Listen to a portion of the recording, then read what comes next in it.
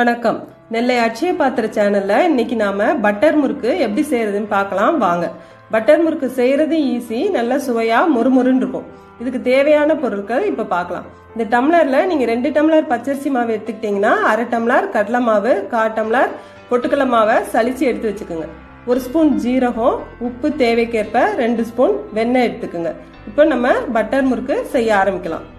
ஒரு அகலமான பாத்திரத்துல நம்ம எடுத்து வச்சிருக்கிற பச்சரிசி மாவு, கடலை மாவு, பொட்டுக்கடலை மாவு, ஜீரகம், உப்பு தேவைக்கேற்ப போட்டு நல்லா கலந்து விட்டுக்குங்க.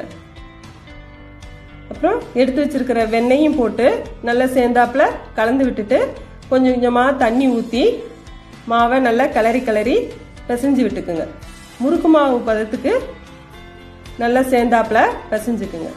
இது மேலே கொஞ்சோண்டு வெண்ணெய் கடைசியில் தடவி வச்சுக்கோங்க. அப்போதான் கடைசி வரைக்கும் அது நல்லா காயாமல் இருக்கும். இந்த மாதிரி அமுக்கி விட்டோன்னா ஒட்டாமல் வரணும். ஒரு வடை சட்டியில் எண்ணெய் ஊற்றி முறுக்கு வெடிக்காமல் இருக்கிறதுக்கு ஒரு துண்டு புளி போட்டுக்கோங்க. காஞ்சிச்சான்னு பார்க்குறதுக்கு கொஞ்சம் மாவு போட்டு அப்புறம் ஃப்ளேமை கம்மி பண்ணி வச்சுக்கோங்க. முறுக்கு அச்சியில் ஸ்டார் அச்சி போட்டு அதுலேயும் கொஞ்சம் எண்ணெய் தடவிட்டு நம்ம எடுத்து வச்சிருக்கிற மாவை அதில் போட்டு எண்ணெயில் இந்த மாதிரி பிழிஞ்சுக்குங்க. இது இந்த மாதிரி தனித்தனியாக தான் விழும்.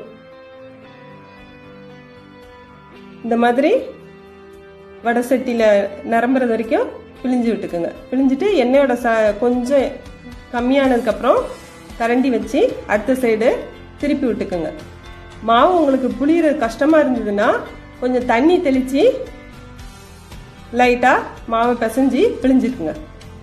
இப்போ எண்ணெயோட சலசலப்பு அடங்கினதுக்கப்புறம் நம்ம முறுக்கை எடுத்துடலாம்.